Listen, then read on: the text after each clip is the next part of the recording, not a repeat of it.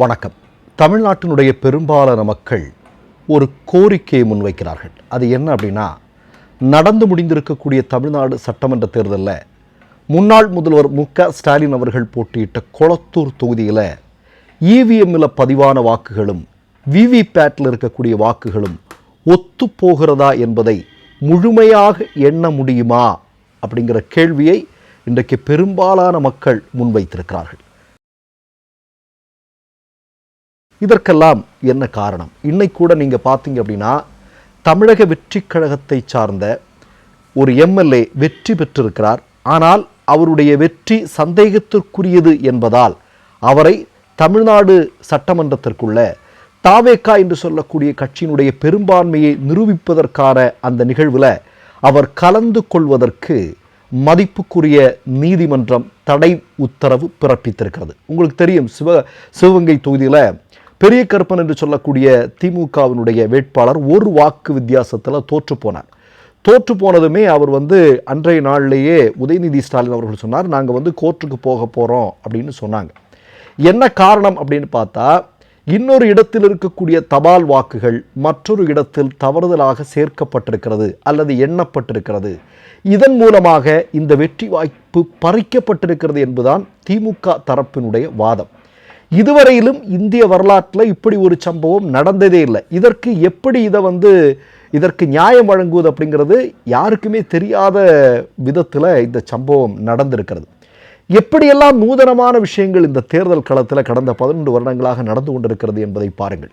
இப்போது உயர்நீதிமன்றம், சென்னை உயர்நீதிமன்றம் எதை சொன்னதோ அதை வழிமொழிந்திருக்கிறது மதிப்புக்குரிய உச்ச நீதிமன்றம். தமிழக வெற்றி கழகத்தினுடைய எம்எல்ஏவினுடைய வெற்றி சந்தேக நிழலில் இருக்கிறது என்பதுதான் தற்போது வந்திருக்கக்கூடிய செய்தி. இது ஒரு தொகுதியில் மட்டும். இப்போ நம்ம கூடுதலாக சில செய்திகளை பார்க்கணும்.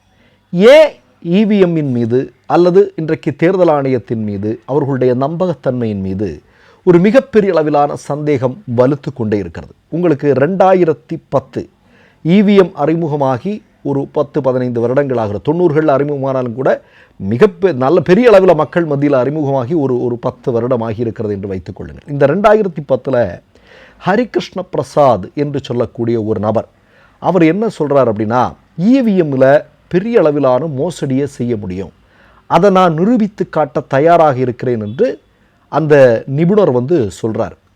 ஒரு வருடமாக இந்தியாவுடைய தேர்தல் ஆணையத்திற்கு பின்னாடியே அவர் போகிறார். ஒரே ஒரு வாக்கு இயந்திரத்தை கொடுங்கள், நான் அதை நிரூபித்து காட்டுகிறேன் என்று சொல்லித்தான் அவர் அலையோன்னு அலைகிறார். ஆனால் அவருக்கு இவிஎம் மிஷின் கிடைக்கல.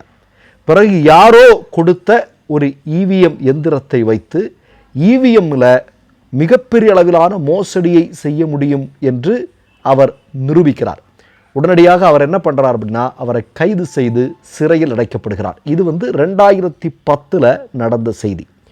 இப்போ கூடுதலான சில கருத்துக்கள், இதை ஆதரிக்கிறவங்க எதிர்க்கிறவங்க, இப்படி 2 விதமான கருத்துக்கள் இருக்குது. அதாவது நீங்கள் வெளிநாடுகளில், ஐரோப்பிய நாடுகள், ஜெர்மனி மாதிரியான நாடுகள் எல்லாம் இந்த வாக்கேந்திரங்கள் தடை செய்யப்பட்டிருக்கிறது அல்லவா, அதனால் இங்கேயும் தடை செய்யப்படும் என்று ஒரு சாராரும், இன்னொரு சாரார் என்னென்னா, அங்கு பயன்படுத்தக்கூடிய வாக்கேந்திரங்கள் என்பது வேறு, இங்கு பயன்படுத்தக்கூடிய வாக்கேந்திரங்கள் வேறு, அது நேரடியாக இன்டர்நெட் கூட எல்லாம் கனெக்ட் இருக்குது, ஏன்னா இங்கே உள்ளது அப்படி கிடையாது, கால்குலேட்டர் மாதிரியானது அப்படிங்கிற வாதங்கள் எல்லாம் இன்று வரையிலும் முன்வைக்கப்பட்டிருக்கிறது. ஆனால் ஒரு மிக முக்கியமான விஷயம் ஒன்று இருக்கிறது. அதாவது இன்றைக்கு நம்முடைய இந்தியாவில் பயன்படுத்தக்கூடிய இவிஎம்கள் இருக்கு இல்லையா, இதில் இருக்கக்கூடிய கண்ட்ரோல் யூனிட் ஆகட்டும் அல்லது சோர்ஸ் கோட் ஆகட்டும் அல்லது இந்த இவிஎம்மை எப்படி தயாரிக்கிறார்கள் என்பது குறித்து வெளிப்படையான பரிசோதனைகளை இதுவரையிலும் எப்போதாவது நிகழ்த்தி இருக்கிறார்களா அல்லது நடத்தி காட்டியிருக்கிறார்களா அப்படின்னா இதுவரையிலும் கிடையாது என்பதுதான் உண்மை.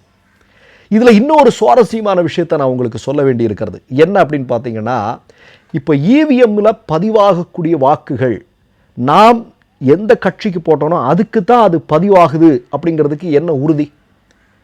இது சந்தேகம் யாருக்கு வருது தெரியுமா? பாஜகவிற்கு வருகிறது. பாஜகவில் யாருக்கு வருது தெரியுமா? சுப்பிரமணிய சாமிக்கு வருது. சுப்பிரமணிய சாமியும் இன்னொரு ஆர்எஸ்எஸ்காரரும் சேர்ந்து சுப்ரீம் கோர்ட்டில் வழக்கு தொடுக்கிறாங்க. உடனே சுப்ரீம் கோர்ட் சொல்லுது, ஆமாம் சரிதானே, இவிஎம்மில் ஒரு பொத்தான் மீது நாம் ஒரு நமக்கு பிடித்த ஒரு கட்சியின் மீது அந்த பொத்தான் மீது நம்ம அழுத்துகிறோம், இந்த பொத்தான் பக்கத்தில் ஒரு லைட் எரியுது, ஆனால் ஒரு பீப் சத்தம் வருது. ஆனால் இந்த இந்த சின்னத்துக்கு தான் கண்டிப்பாக விழுந்தது அப்படிங்கிறதுக்கு என்ன உத்தரவாதம் அப்படிங்கிறது ஒரு மிக முக்கியமான கேள்வி. அதை எடுத்து சுப்ரீம் கோர்ட்டில் கொண்டு போகிறாங்க. சுப்ரீம் கோர்ட்டு ஆமாம் சரிதானேன்னு சொல்லிட்டு தான் அதற்கு பதிலாக இதில் விழுறது உறுதியாக இந்த சின்னத்திற்கு தான் விழுகிறது என்பதை உறுதி செய்வதற்காகத்தான் விவிபேட்டை கொண்டு வராங்க. ஆனால் என்ன தெரியுமா, விவிபேட்டும் இவிஎம்மும் முழுமையாக எண்ணப்பட வேண்டும் அப்படிங்கிற ஒரு வழக்கு பல காலம் சுப்ரீம் கோர்ட்டில் போச்சு. ஆனால் அது தீர்ப்பு அப்படி இல்லை. ஏதாவது சில இடங்களில் மட்டும் ஒரு 20% வாக்குகள் ஒத்து போகிறதாங்கிறத மட்டும் பார்த்தா போகுங்கிற மாதிரியான விஷயங்கள் எல்லாம் வெளிவந்தது. நம்முடைய கேள்வி என்ன, இப்போது சில தினங்களுக்கு முன்பு கூட சுப்ரீம் கோர்ட் என்ன கேட்டது, இப்போ வாக்குச்சீட்டினுடைய அடிப்படையில் தேர்தல் நடத்தணும்னா எத்தனை காலம் ஆகும் அப்படிங்கிறதான் கேள்வி. சரி, ஓகே, அதற்கு 12 நாள் ஆகும் அப்படின்னு சொல்கிறாங்க. அப்போ இந்திய மக்கள் என்ன சொன்னாங்க, பல காலமாக நீங்கள் ஒரு ஏப்ரல் 25 தேர்தல் நடத்தினா மே 10 தான் நீங்கள் வாக்கு எண்ணிக்கையை நடத்துகிறீங்க, நாங்கள் பொறுமையாக இல்லையா, எங்களுக்கு அந்த பிரச்சனை எல்லாம் அப்படிங்கிற குரல்கள் எல்லாம் இந்தியாவில் வலுவாக எழுகிறது. இப்போ நம்ம கேட்கக்கூடிய கேள்வி என்ன, விவிபேட்டில் இருக்கக்கூடிய ஸ்லிப்பும் வாக்கு எந்திரங்களில் பதிவான வாக்குகளுடைய எண்ணிக்கையும் எண்ணுவதற்கு பெரிய நேரம் எல்லாம் இல்லை. அதை முழுமையாக எண்ணுவதற்கு ஏன் தயக்கம் காட்டுகிறார்கள் அப்படிங்கிற ஒரு கேள்வியை நம்ம முன்வைக்க வேண்டியது இருக்கு இல்லையா. அது இந்தியா முழுவதும் இன்றைக்கு முன்வைக்கப்படுகிறது அல்லவா. ஏன்னா இப்போ நீங்கள் இப்போது சமீப காலமாக கடந்த 5 வருடங்களில் நடைபெற்றிருக்கக்கூடிய தேர்தல்கள், அதில் மோசடி நடந்ததாக எதிர்க்கட்சிகளால் முன்வைக்கக்கூடிய பல்வேறு ஆதாரங்கள் எல்லாமே ஒவ்வொன்றும் புதுசாக இருக்குது. நீங்கள் இப்போ மேற்கு வங்க தேர்தலில் இவிஎம் மோசடி அது பெரிய அளவில் பேசப்படவில்லை என்றாலும் கூட எஸ்ஐஆர் என்று சொல்லக்கூடிய விஷயம் பெரிய அளவில் பேசப்படுகிறது. நீக்கம் செய்யப்பட்ட வாக்குகள் எவ்வளவு, புதிதாக அதாவது மேற்கு வங்க வாக்காளர் பட்டியலில் இடம்பெறாத 6 லட்சத்திற்கும் அதிகமான மக்களுடைய பெயர்கள் எப்படி இடம்பெற்றது, இவர்கள் எப்படி வாக்களித்தார்கள். அப்போது ஒவ்வொரு தேர்தலுமே தேர்தல் ஆணையத்தினுடைய செயல்பாடுகளில் ஒரு மிகப்பெரிய அளவிலான சந்தேகம் தொடர்ந்து எழுந்து கொண்டிருக்கிறது. இப்போ இந்த லட்சணத்தில் இன்னமும் தேர்தல் நடந்தது அப்படின்னா அதை மக்கள் எப்படி நம்புவாங்க? முக்கியமான விஷயம் என்ன, இந்தியாவில் முக்கியமான விஷயம், இப்போ நான் எந்த கட்சியை விரும்புகிறேனோ அந்த கட்சியை தேர்ந்தெடுப்பதற்கான வாக்குரிமை அது சரியாதான் நடக்குது அப்படிங்கிறதுக்கான உறுதியை தேர்தல் ஆணையம் ஏற்படுத்த வேண்டியிருக்கிறது. ஆனால் இப்போது அது நடக்கிறதா அப்படிங்கிற ஒரு மிகப்பெரிய கேள்வி, ஒரு ஐயம் இந்திய மக்களுக்கு வந்திருக்கிறது. இப்போ கூட பாருங்க, இப்போ இதில் என்ன நடவடிக்கை எடுக்கணும்னு தெரியல. பெரிய கருப்பனுடைய இந்த சுப்ரீம் கோர்ட்டில் அவருடைய மேல்முறையீட்டில் இது மாதிரி ஒரு விஷயம் இதுக்கு முன்னாடி நடந்ததே இல்லையே. இப்போ இதற்கு என்ன மாதிரியான தீர்ப்புகள் கொடுப்பது, இதை என்ன பண்ணுறது, புதுசாக இருக்கே அப்படிங்கிற ஒரு ஒரு ஒரு ஒரு ஒரு தவிப்பு இன்றைக்கு நீதிமன்றத்திடமே வெளிப்பட்டிருக்கிறது அப்படிங்கிறது ரொம்ப முக்கியமான விஷயமாக இருக்கிறது. மொத்தத்தில் ஒரு பெரிய அளவிலான சந்தேக நிழலில் இந்த 5 மாநில சட்டமன்ற தேர்தல் இருக்கிறது அப்படிங்கிறதான் மக்கள் இன்றைக்கு பேசி கொண்டிருக்கிறார்கள். மற்றொரு நிகழ்வில் சந்திப்போம். நன்றி, வணக்கம். 3 யூடியூப் சேனல்கள் வியாபாரத்திற்கு இருக்கிறது. தேவைப்படுபவர்கள் இந்த எண்ணுக்கு தொடர்பு கொள்ளுங்கள். மை நேம் இஸ் ரெட் சேனலை சப்ஸ்கிரைப் பண்ணிக்கோங்க. அதுக்கப்புறமா பக்கத்தில் இருக்கிற ஜாயின் பட்டனை கிளிக் பண்ணீங்கன்னா ஒரு நியூ பேஜ் ஒன்று ஓப்பன் ஆகும். அதுலேயும் ஜாயின் பட்டனே கிளிக் பண்ணிக்கோங்க. அதில் பார்த்தீங்கன்னா credit R debit card options இருக்கு. இதில் உங்களுக்கு விசா, மாஸ்டர் கார்டு, ரிப்பே அப்படின்னு 3 ஆப்ஷன்ஸ் கொடுத்துருக்காங்க. அதில் நீங்கள் எந்த கார்டு சூஸ் பண்ணுறீங்களோ அந்த கார்டோட நம்பர் என்டர் பண்ணிக்கோங்க.